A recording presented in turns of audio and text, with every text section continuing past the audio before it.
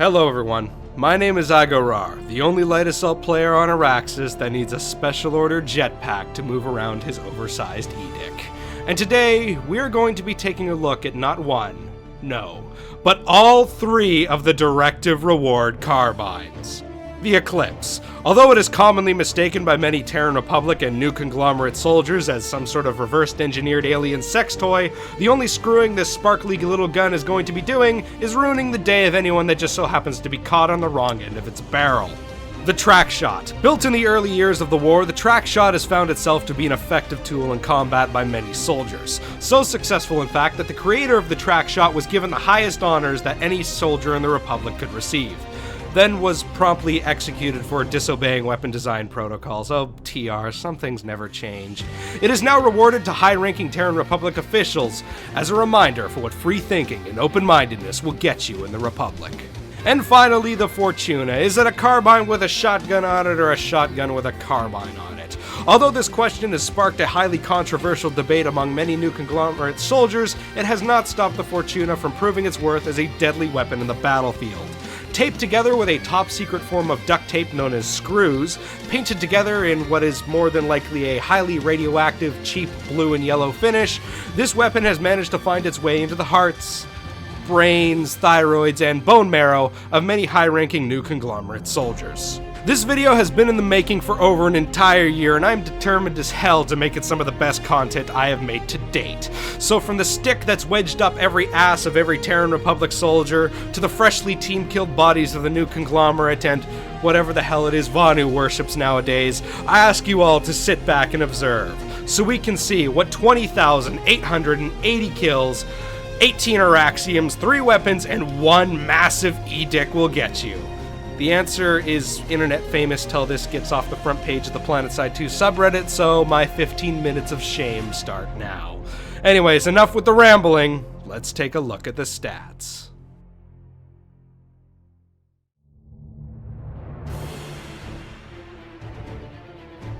Starting with the faction that I'm most familiar with, the Vanu Sovereignty's Eclipse, with a fire rate of 698 rounds per minute, a damage model of 143 damage up to 10 meters, dropping off to 112 damage at 60 meters. Here we have a carbine that cannot get any closer to the middle of the road unless you stuck it into the middle of a Beatles album.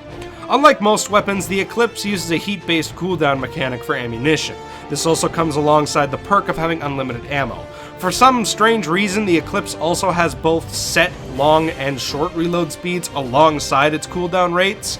I'm about 90% sure this is a bug, but it's been that way for almost a year, so fuck it, it's a feature as far as I'm concerned. It will also cool down even when the weapon is holstered, but the only way to cool down an overheated weapon is to force a long reload. When it comes to the recoil of the Eclipse, it's pretty similar to a girl I used to date in high school. It's got a $1 million body, but a food stamp face. Although it boasts some of the nicest tits, I mean, some of the lowest recoil per second out of any weapon in its class, what recoil there is plagued by other issues and factors such as sharp, inconsistent recoil angles, a ridiculous first shot recoil multiplier, high recoil tolerance, and daddy issues. Lots and lots of daddy issues. Next is the Terran Republic's carbine, the TRAC-Shot, with a fire rate of 750 dakas per minute and a damage model of 143 damage up to 15 meters, dropping off to 112 damage at 60 meters. So pretty much standard issue Terran Republic FAP material as far as I'm concerned.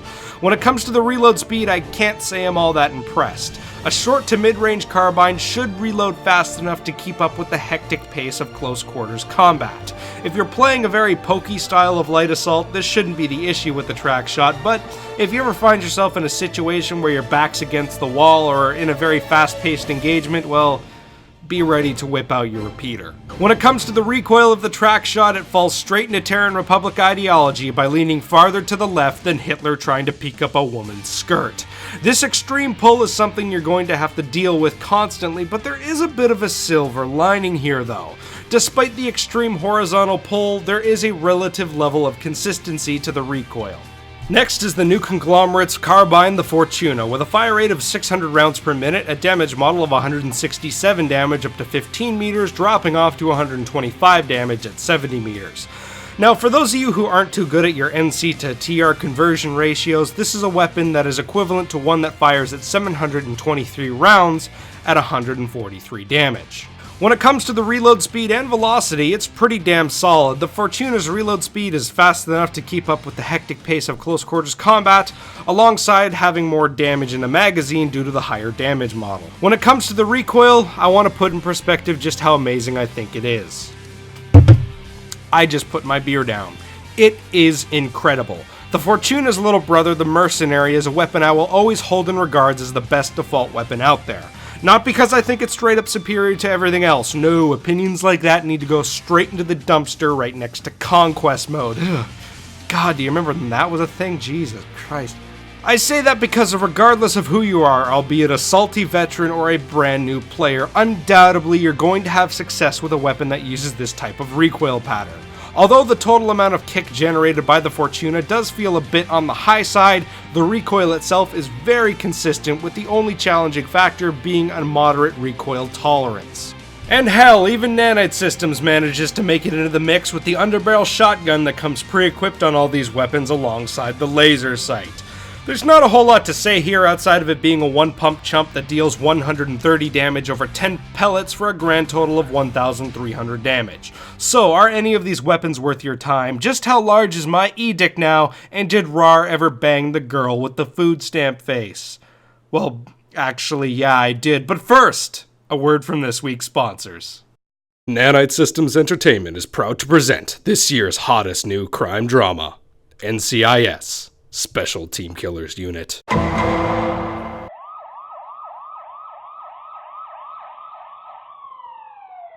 Alright, so what happened here? Male, about 25 years old, found dead by a group of soldiers out on patrol. From what I can tell, he was shot in the back of the head about 27 times by a gauss saw, and judging by the bruising around the lips, eyes, chest, and legs, I gotta assume he was teabagged for about 45 minutes after death. Although there were no eyewitnesses to the murder, several people have come forth saying that they could hear voices in the building calling out for a ride during the time frame the murder took place. I see. Well, did we test the body for ball prints yet? Yeah, EJack should be back any minute with the results. That idiot must be running late again. I'll call him on the radio. EJack, you late again? Oh, I'll be right there, sir! I'm just coming up the stairs right now! Alright, EJack, what do the results say? Pickle? Oh no, I said pickle again! I fucked up! Just hand the papers to Deputy RAR. Oh my. You're not gonna believe this.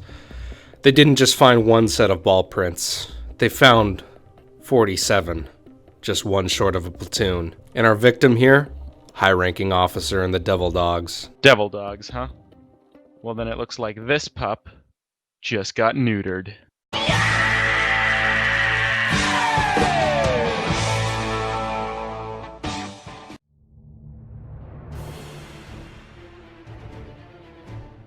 So that brings us to our final question. Jesus Christ, RAR, do you have a social life? And the answer is not really, out of occasionally going to a bar many of the locals around here call the Broken Marriage. The place is a bit of a dive, but more importantly, is it worth the time and dedication it takes to get one of these weapons? And the answer, in no particular order, is yes, no, and oh my god, yes. But before we move on to the weapons themselves, let's take a moment to talk about something all the weapons have in common, and that is the underbarrel shotgun. Now, let it be known, I'm not particularly keen on using shotguns. Heavily limiting myself in range to squeeze every last bit of close-range potential out of a weapon, not really an appealing trade-off to me. However, the idea of an underbarrel shotgun as a situational utility piece, though, yeah, sounds pretty sweet, honestly. And you know what, it ended up turning out to be pretty good, but it ended up working out a lot differently than I expected. When I first started using the weapon, I had the intentions of using it as sort of a finisher, similar to the Commissioner, a good tool to burst into the room, quickly tap someone out, save some ammo. Thing is, none of that worked. It took me a while to understand this, but the underbarrel shotgun is absolutely horrendous for getting aggressive. The issue is that there's never really a plan B when the shotgun fails, and trust me, it will fail you at some point. Between the reload speed and the time it takes to swap back to your primary or your sidearm after a failed attack, there is ample time for your target to turn around and just gun you down, even with the slowest killing infantry weapons. On top of that, the pellet spread mechanics of PlanetSide make this weapon suffer from extreme inconsistency issues. As a brief explanation on how they work, the cone of fire represented on your hood is all the possible spots your cone of fire can start from. A single imaginary bullet is fired from anywhere in that cone of fire, and all of your pellets will spread around that imaginary bullet in a predetermined pattern. So, in short, at point-blank range, it is completely possible for almost half of your pellets to land outside of your cone of fire. And with this weapon having one of the widest spreads out of any shotgun in the game, trust me, it's gonna happen to you at some point. Being defensive and trying to protect yourself rather than pushing the front line and trying to kill others is really the only time I found myself having success with the underbarrel shotgun, at least on a consistent level. Sometimes saying, fuck it, I'm all in, it can yield some pretty memorable results and lead to some moments of badassery, but for the most part, it felt like I was just flipping over the hand I was dealt and my opponent was just flipping over the cards they were dealt as well, and they had a royal flush and all I had was a shiny Charizard in the left arm of Exodia, you know, the one he uses to masturbate. Just like the pull-out method, the underbarrel shotgun is very effective when practiced and used properly, but I sure as hell would not recommend it as a go-to strategy. Every time you pull the trigger, you're the one that needs to get a little bit lucky, because of the weapon's ridiculously wide pellet spread, as where your target only needs to get lucky once. Moving on to the guns themselves, let's take a look at the TRAC-Shot. Oops, hold on a second, sorry, that's a picture of a horse's ass. Let me try that again. There we go, TRAC-Shot. I'm gonna need another beer for this.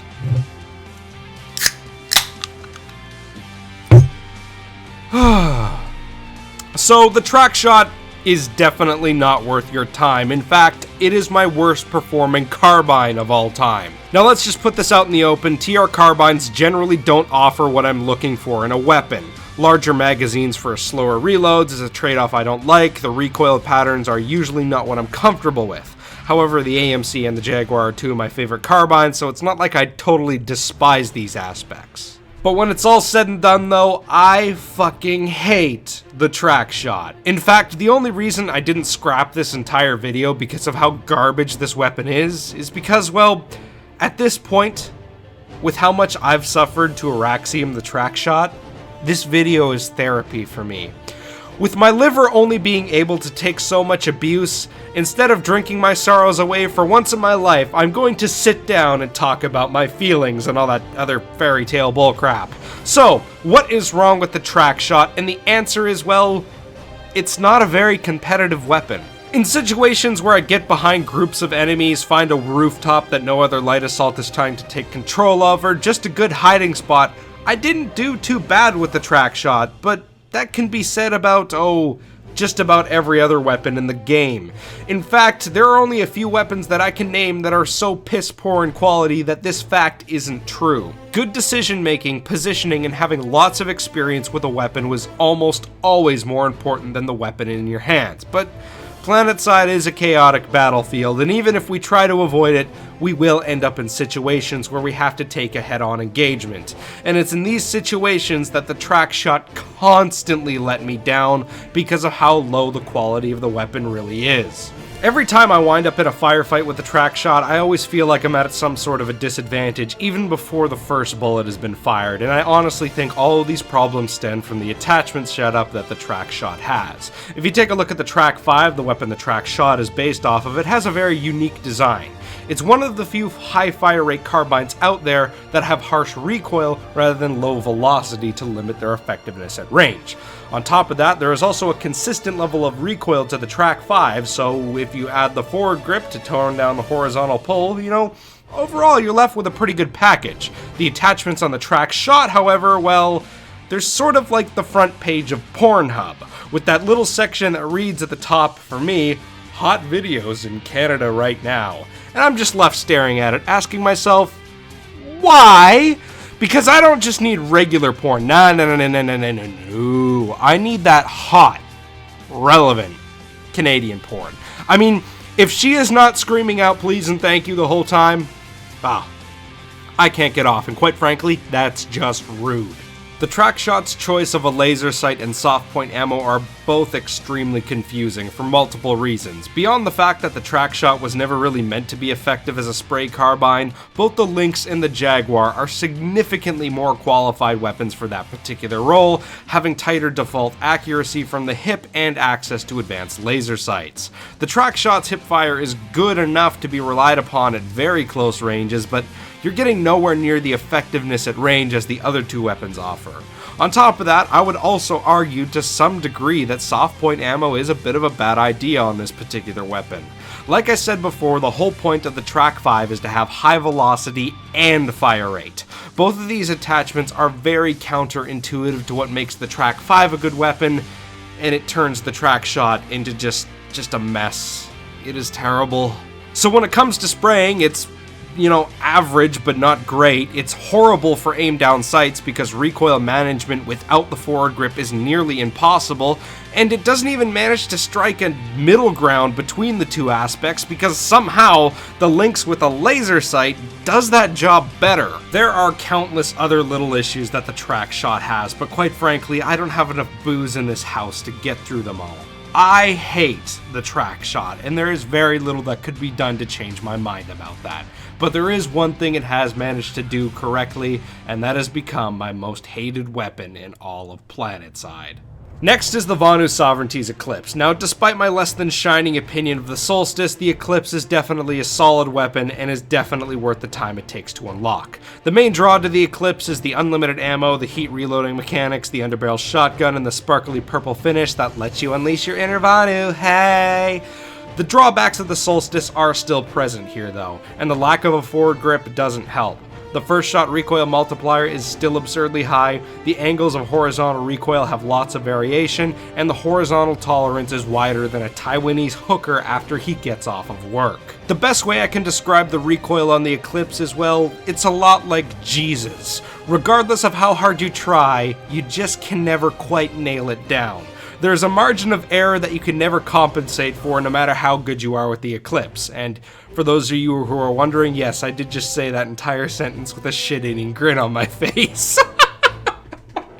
I have certain expectations when it comes to how fast a weapon can kill versus how effective it is at range, and the Eclipse undoubtedly falls a bit short of my expectations. However, a weapon that is lacking in raw firepower or excellent controllability can still be outstanding if it brings good utility to the table or other neat toys. And when it comes to neat toys, well, the Eclipse is the equivalent of a fully loaded semi-truck making a delivery to the Brazzers film studio. So let's start breaking down the utility aspects of the Eclipse one by one, starting with the underbarrel shotgun. Although I've already explained this weapon in detail, I will say it does feel a bit out of place here. If you're putting yourself in a position to do well with the underbarrel, there's a good chance you're in a spot where the Eclipse is not ideal. Next is the infinite ammunition, and although I don't think this is a very important aspect on other VS directive weapons, on the Eclipse it is a big deal. If you're a light assault, most of your time is going to be spent keeping your distance from your friendly, so not having to worry about ammo is extremely helpful at times. The best way for me to explain it is that it's like having ammo belt plus another suit slot of your liking. Although you do technically have infinite ammunition, the times that I managed to put more than 300 bullets down range before dying were extremely rare. And even though technically, yes, this does allow you to just take pop shots at just about everything you can see, do you really want to be poking at everyone and letting them know where you're hiding? No, I mean, against TR, this is a terrible idea, but sometimes against NC players, you can trick them into thinking it was friendly fire and make them kill each other. Seriously, every time I see Bites in his fucking max suit, I always do that to him, and it drives him crazy. And finally is the heat reloading mechanic, and this is probably the most anticipated aspect of the Eclipse for most people, and it's not as good as you think it is. Now, don't get me wrong, it's still good to have, and I can't think of any situation in my mind where it is a direct disadvantage, but the light assault as a class and the Eclipse as a weapon are not set up in any way to really use this advantage effectively. Think of it like this: the heavy assault is a class that can hold its ground pretty damn effectively. On top of that, the Beetlejuice is a high-capacity weapon that would have a rather lengthy reload if it weren't for the heat reloading mechanic. The ability to not have that sort of downtime with a class like that and a weapon like that are a big deal because both of them are equipped with abilities that give them ample opportunity to take advantage of the heat reloading mechanic. The light assault, though, is more about hit and run, peeking out from a rooftop, nailing a target or two, then hiding for a moment. Keeping your exposure time low, and then transitioning between one or two hiding spots is incredibly important, and in these moments of transition, you have plenty of time to reload. On top of that, the Solstice and the Eclipse are already two of the fastest reloading primaries in the game, so even when you do get the opportunity to seize this and use it to your advantage, it's usually not a very big advantage. If I go back and overanalyze all the footage I have of the Eclipse and wonder how I would have approached the same situation with the Solstice, and if I had time to reload the weapon where I probably would have, I've come to the conclusion that less than 5% of the time that the heat reloading mechanic is actually a factor in the outcome of a firefight. Now, a good chunk of that 5%ish of the time is life-saving. So a get out of jail free card every now and then, that's not bad. Defensively though, I can't say the heat reloading mechanic offers a whole lot. But that's the key word, defensively. This is something I constantly see overlooked by many people that don't already own the Eclipse. Defensively, the heat reloading doesn't really offer much, but aggressively, it does open up a few opportunities. The type of situation I'm talking about is when you're in a target-rich environment and everybody has their backs towards you. It's in these moments when you poke out from cover to pick the one or two targets you want to kill. If you just take an extra fraction of a second when you're switching between your first and your second target to make sure your sights are perfectly aligned, you could put an extra 3 to 5 shots back into your gun as an extra safety net in case you screw up. Very good trigger discipline and very good target acquisition in a situation like this is about the only time the heat reloading mechanic can be rewarding. But my god, when it actually works though, it is rewarding, and has been the reason that I've been able to rack up kills so quickly with this weapon in a few situations. So to summarize all of that up for you, if you want a Solstice that is less effective at range, has infinite ammo, a heat reloading mechanic that allows you to get more aggressive in some situations and occasionally gives you a get out of jail free card every now and then, an underbarrel shotgun that feels out of place but overall does work just fine, and are the type of person that can handle yourself very well when you flank groups of 10, 20, and even 30 people that all have their backs to you, then the Eclipse is for you. And finally, the new conglomerate's Fortuna. Now, for all of you NC players out there watching this right now, I would like to have a word with you. Holy Jesus, Team Killing Christ, does the new conglomerate have an amazing lineup when it comes to carbines. Seriously, the last time I had a spread this nice laid out before me, I was in a strip club and it cost me $500. But enough about the other weapons. Is the Fortuna worth your time? And the answer is yes. Oh my god, yes. Now, I've seen some pretty awesome things in my lifetime. I mean, look at this cute little hamster chomping away at a carrot. It's cute as hell.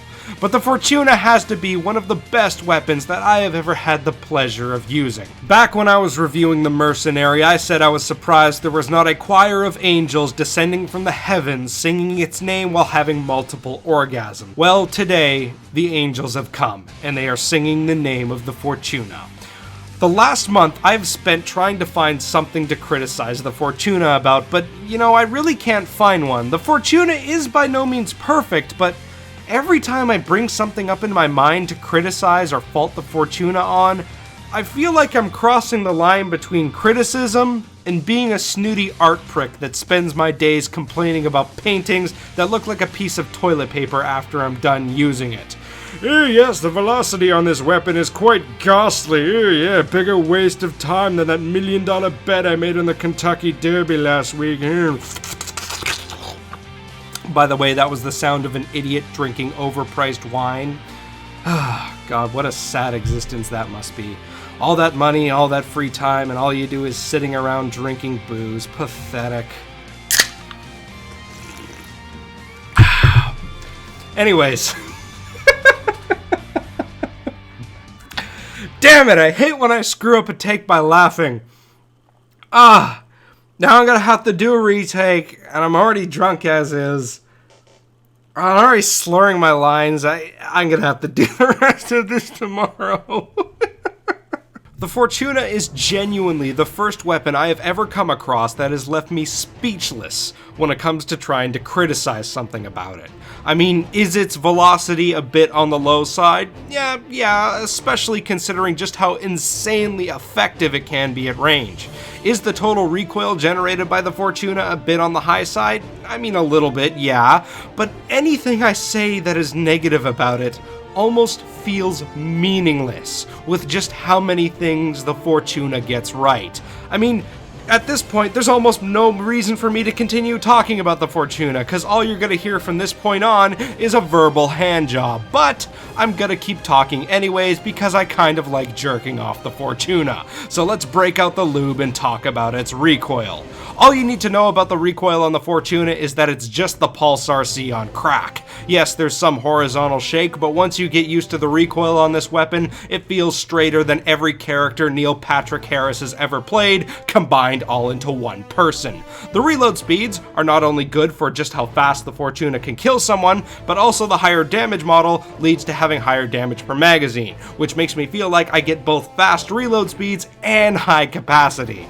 Also, for some reason, I did a lot better with the underbarrel shotgun on this weapon than I did on all the other factions' weapons. Perhaps RNGesus just shines his light a little bit brighter on the shotgun-loving NC, who knows. Also, it just looks cool, and fun fact, the Fortuna is actually the father of Glort, the best repair Sunderer driver on all of Connery NC. The Fortuna also single-handedly developed the cure for syphilis, then traveled back in time, put the mold into Alexander Fleming's petri dish, and that eventually led to the discovery of penicillin. Also, the Fortuna is the reason that there's no wildlife left on Auraxium. Not because it killed it all, no, but because when it came through the wormhole that opened up, that started this whole endless war in the first place, the Fortuna's thunderous voice cried out from space, a sound so horrifying that every living creature on the planet hung itself or jumped off a cliff. So yeah, I really like the Fortuna, and you should think about unlocking it. You won't be disappointed. So anyways, there you have it, one whole year of Auraxiuming weapons just for one video. I could have split it all up into separate videos and gotten more views, but actually, why didn't I do that? God damn it, I suck at YouTube. Anyways, that's it for this time. My name's iGoRawr, and I'm gonna go outside. I've forgotten what the sun looks like. I'll see you all next time.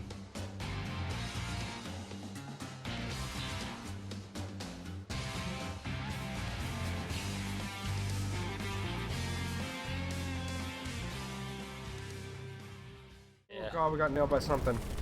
Oh, that's because RAR. Do you want me to bring up the chat, the server logs to see how many times you join and leave because RAR's not on?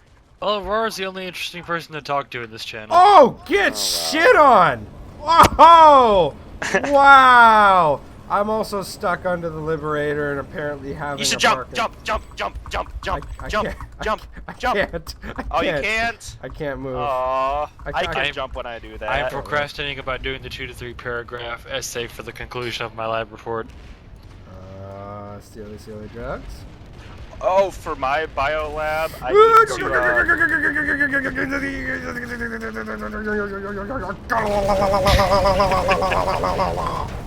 No, must finish, must do, what do? Man,